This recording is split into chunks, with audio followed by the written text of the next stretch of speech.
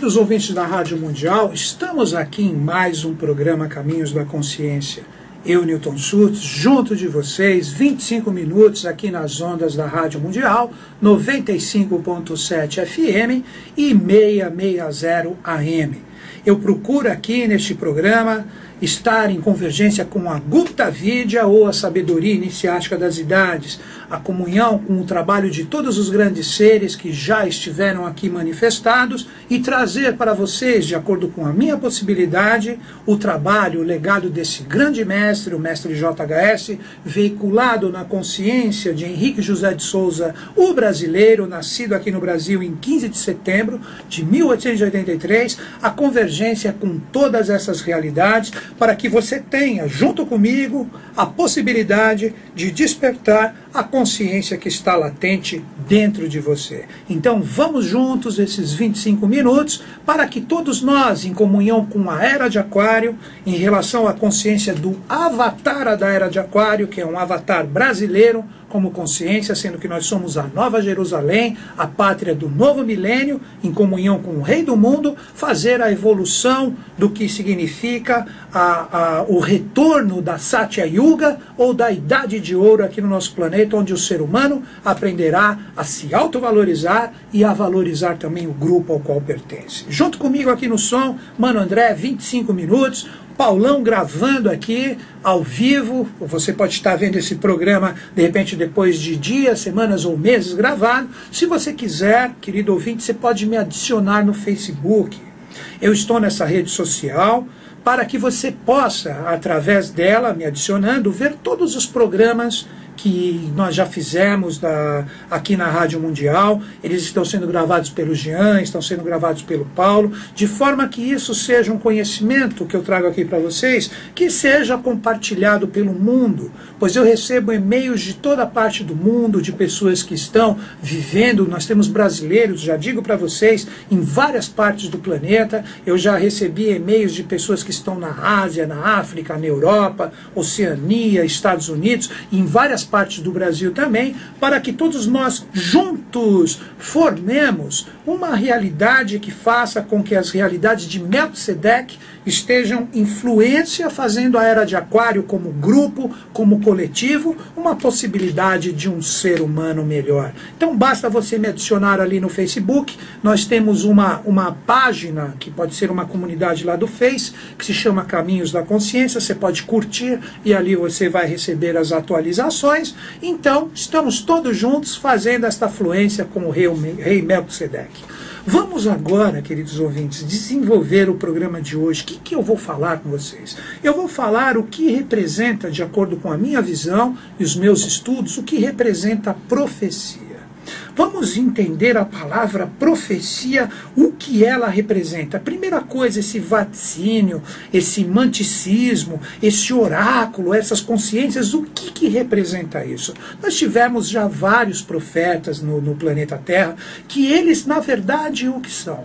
Seres que, de acordo com o seu estado de consciência, eles têm condições de se conectar a realidades que estão sendo formadas em um futuro que, com o tempo, irá se processar na humanidade. Então, isso não é tão difícil de entender como um profeta vê, como ele canaliza isso, quando a gente começa a entender os princípios do que é causa, lei e efeito. Tudo que nós fazemos agora de uma forma individual e principalmente coletiva, quando eu digo coletiva, eu digo a sua família, a sua vizinhança, a sua cidade, o seu estado, o seu país e, por fim, o mundo. Hoje, na Era de Aquário, todas essas realidades estão interligadas. Então, o que você faz aqui pode afetar uma pessoa que está do outro lado do planeta. Pois hoje, na Era de Aquário, tudo causa uma realidade onde todos estão juntos. Tanto é que, se você parar para pensar, uma pessoa hoje que esteja em torno de 40, 50 anos, que é exatamente a minha idade hoje eu tenho 48 anos, eu lembro que eu tinha 15 anos de idade, eu trabalhava um horror para comprar um disco importado que de repente vinha de algum grupo que eu apreciava.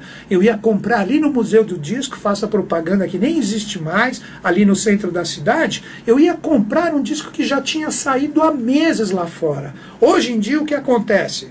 Uma pessoa, de repente, posta algo em qualquer parte do planeta através dos meios eletrônicos, das redes sociais, das mídias sociais, isso chega em segundos para o mundo inteiro. Isso é o que? Uma providência angélica. Então, se você pegar hoje essas realidades de causa, lei e efeito, nós precisamos entender que está tudo acelerado. Então, hoje, um profeta, ele tem tanta condição de canalizar uma realidade que pode acontecer daqui a pouco, com essa aceleração, como também ele pode profetizar algo que vai acontecer daqui uma semana, daqui um mês, daqui um ano, daqui 100 anos, ou pega um exemplo de João no Apocalipse.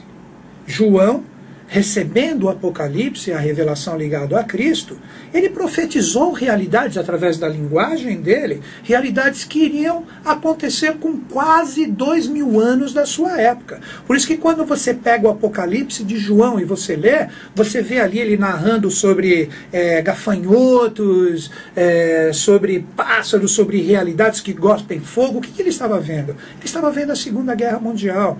Porque quando você pega o Apocalipse, você percebe que um anjo se manifesta na frente de João, ele se prostra ali, e o que acontece?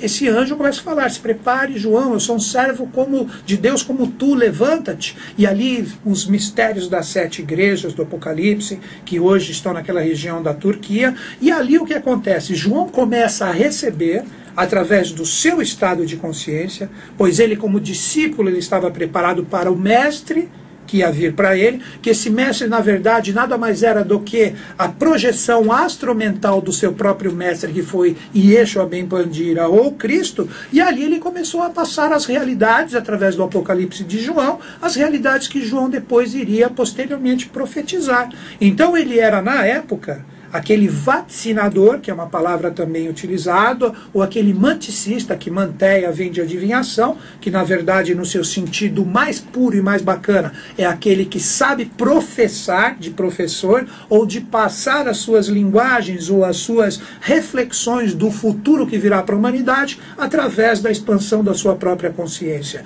Então hoje um profeta, ele pode atingir realidades de 3 estados de consciência sutis, que vão fazer com que ele se conecte em realidades a futuros maravilhosos.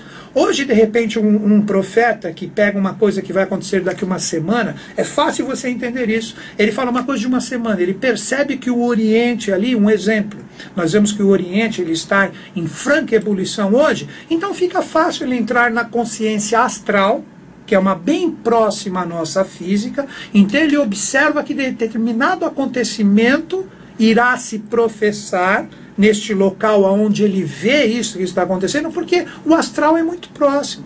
Então já existem também profetas que vão mais longe, que entram na consciência mental, aí já essa coisa de uma semana já passa para meses. Já quando você entra em profetas mais especiais, que acessam estados de consciência mais sutis, que a mente abstrata, a intuicional e a crística, são profetas que podem chegar e ver coisas de 1000 anos adiante ou muito mais. O próprio JHS, em suas revelações, ele profetizou também em 1000 anos. O que ele escreveu? Ele escreveu que em 3005, aqui no Brasil, parte de Agartha voltará para a face da Terra.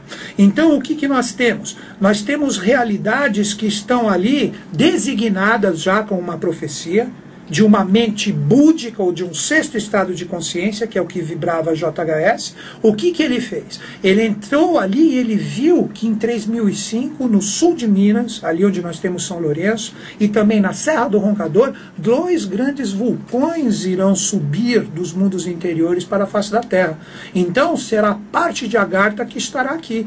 Então os seres humanos já sabem, através desse conhecimento divino que foi deixado por JHS, essa profecia, que nós vamos ter em 3005 transformações no planeta Terra. Então, de uma forma errônea, como várias pessoas que deduzem, de longe, não são profetas, falam que nós vamos ter grandes catástrofes em 2012, quero ver que ano que eles vão arrumar, depois que passar 2012, para ficar professando as suas, ou profetizando as suas mentiras. Então nós precisamos entender que as grandes transformações do planeta, seguindo a sabedoria iniciática das idades, em convergência com JHS, essa consciência síntese de toda a evolução da humanidade desde os seus primórdios na Índia, traz que em 3005 nós vamos vamos ter essa grande transformação. Mas aí que vem outro segredo para você começar a entender o que é profecia. O ser humano pode, até o último segundo da realização daquela profecia, mudá-la. Ah, sim, senhor. Ou seja, através da sua consciência, através do seu ganho de consciência individual e também coletivo, o ser humano pode rebater essa consciência causal que está vindo já de forças que se aglutinaram, estão densas. O ser humano pode rebater essa força e fazer com que ela retorne para lá transformada. Então, até o último segundo, o ser humano pode mudar. Agora, quer ver, em relação à profecia de JHS para 3005, ele disse que acontecerão grandes transformações no planeta, e aqui no Brasil, parte de Agartha sobe, onde existe a Serra do Roncador e São Lourenço. Pode ver que em São Lourenço nós temos ali grande atividade de águas de interiores. Isso representa o quê? Que ali existe um vulcão que está pronto para entrar em erupção e vir aqui para a face da Terra, no seu sentido interior, para o exterior. Então nós estamos entendendo que a gente pode mudar isso. Como? Com consciência. Então o ser humano tem 1000 anos, agora menos, nós já estamos em 2012, isso está profetizado para o ano novo astrológico, 21 de março de 3005. Se o ser humano desenvolver a sua consciência, se o ser humano começar a ver no lado coletivo, que é a missão da Era de Aquário, que vai até meados do ano 4000, veja bem, Era de Aquário, de 2000 até aproximadamente 4000 e pouco, se o ser humano mudar o seu padrão vibracional, se o ser humano começar a evoluir através do seu livre-arbítrio, através das suas realizações, ele entrar em fluência com a Idade de Ouro ou a Satya Yuga, que representa um ser humano melhor, não precisará acontecer aqui na face da Terra grandes transformações sísmicas. Por quê? Porque a Agartha, como a profecia de JHS terá que vir para a face da Terra através de vulcões, não necessitará vulcões. Por quê? Porque a face da Terra já terá essa vibração. Vejam que interessante isso que eu falei para vocês. A face da Terra já terá as vibrações necessárias para que a Agartha, ou o governo oculto do mundo, esteja presente aqui. Então esta é a nossa grande missão. Principalmente o povo brasileiro.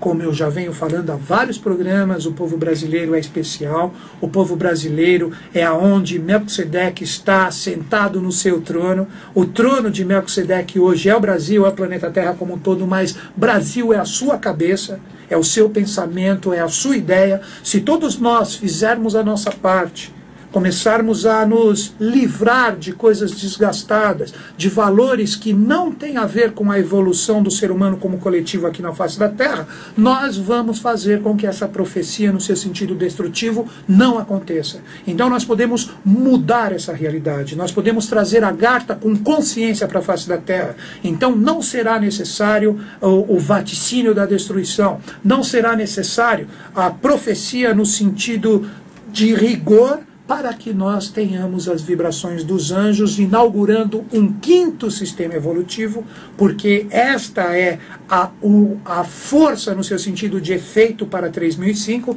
nós teremos o início real, o sentido material do 5º sistema de evolução. Seres andrógenos, que representam o primeiro momento do que será o anjo na face da Terra, começará a se manifestar com essa parte de Agartha no ano de 3005 aqui na face da Terra. Então tudo depende do quê? Da nossa consciência. Então esse que é o sentido real da profecia. Se vocês pararem para pensar, tudo é estado de consciência. Tudo é o desenvolvimento do seu conhecimento e colocado em prática para que se torne saber.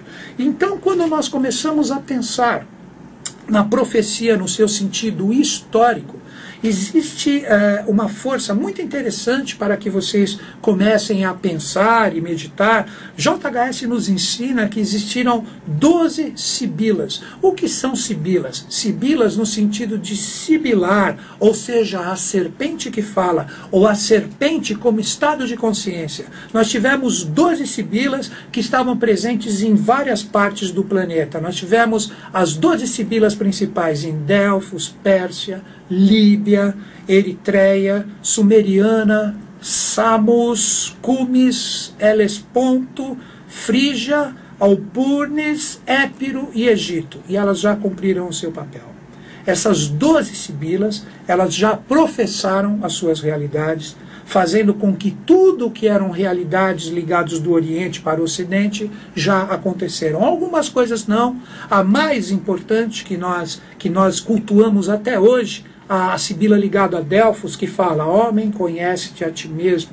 Quando esse oráculo de Delfos professou isso, ele queria dizer o quê? Que a nossa consciência tem que ser o nosso guia. Agora vamos entender o sentido de sibila como serpente que fala. Todos nós sabemos no ocultismo que nós trazemos uma força ligada ao nosso chakra básico, raiz, que é a nossa parte inferior, né, a nossa parte mais densa, próxima ao final da nossa coluna vertebral. Nós trazemos a força de Kundalini, que é simbolizado como uma serpente. Quando esta consciência, quando o discípulo está pronto, ela com uma força mestra, ela sobe e ilumina o ser humano. É aí que surge o profeta. Então é aquele ser humano que, com a serpente que fala, representa a consciência de Kundalini que subiu, o ser humano se iluminou, e aí ele começa a professar, ele começa a ver além, ele começa a se conectar às dimensões sutis de consciência, ele começa a desenvolver o quinto estado de consciência, que é a abstração, o sexto, que é Budi ou intuição, ou o sétimo, que é a percepção completa ou crística. É isso que um profeta possui. Então essas sibilas já emanaram os seus valores, já fizeram todo o transbordo das consciências do Oriente para o Ocidente, e agora aqui no Brasil, nas Américas, nós estamos formando um novo padrão de consciência, uma nova realidade que surge aqui através de quem? Das nossas crianças. Então, para mim, Newton Schultz, todas essas crianças que estão vindo agora são crianças especialíssimas, principalmente as nascidas depois de 2005, que é onde nós temos um marco histórico da humanidade, onde nós temos o encontro dos dois Budas da Era de Aquário, trazendo um novo impulso evolutivo ligados a nós, que nós chamamos de Avatara da Era de Aquário. Então todos nós brasileiros estamos focados a esses valores. Então o que nós temos que fazer? Educar as nossas crianças. Nós temos que desenvolver as suas virtudes. Nós temos que ver tudo que eles trazem de realidades ainda kármicas, mal resolvidas dentro de si. Nós temos que ajudar através da educação, que esses valores, através do ganho de consciência que eles terão através do seu desenvolvimento, a potencialidade das suas virtudes serem externadas. Então hoje nós chamamos essas crianças de índigo, essas crianças de cristal, esses que são os profetas da Era de Aquário, crianças que estão chegando agora. Então eles não vão precisar ser profetas, eles serão seres que eles já construirão um mundo no aqui, no agora e no já, se nós como adultos demos possibilidades para eles poderem externar as suas virtudes. Eles construirão um mundo que eles poderão professar o quê? Eles poderão colocar como profecias o que serão esse mundo daqui 1000, daqui 2000 anos, que quando nós entrarmos nessa Satya Yuga de uma forma realizadora, a Era de Ouro vai baixar essa realidade tão densa que nós temos aqui no planeta Terra. O que acontecerá? Nós vamos ter os seres humanos vivendo uma continuidade do bem, do bom e do belo.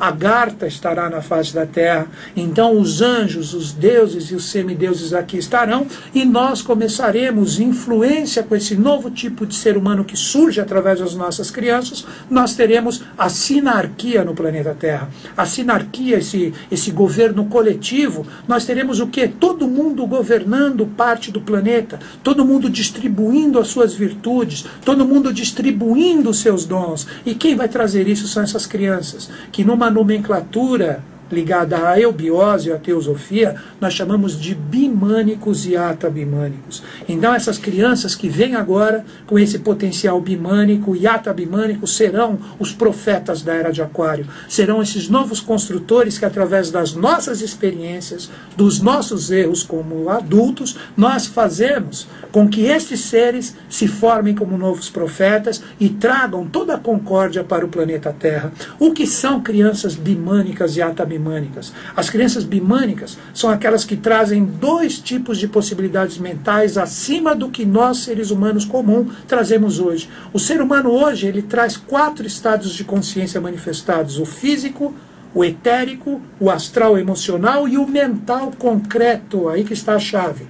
Concreto, dedutivo, aquele mental que compara, aquele mental que separa. Essas crianças virão com um quinto tipo de estado de consciência ou um mental mais sutil, que são as crianças bimânicas. Elas trarão o quê? Elas trarão uma mente abstrata, unificadora. Elas verão Deus em tudo. Então, através dessa visão de Deus em tudo, eles serão profetas que terão condições de ver em todos os reinos manifestados os acontecimentos vindouros ou futuros ligados a tudo isso. E tendo essa possibilidade de visão, tendo esta realidade de ver a possibilidade de futuro que estará em tudo que está manifestado, elas poderão transformar e fazer com que qualquer profecia no seu sentido de não consciência ou de avídia ou ignorância aconteça. Então elas mudarão o nosso planeta através dessa possibilidade de profetizar.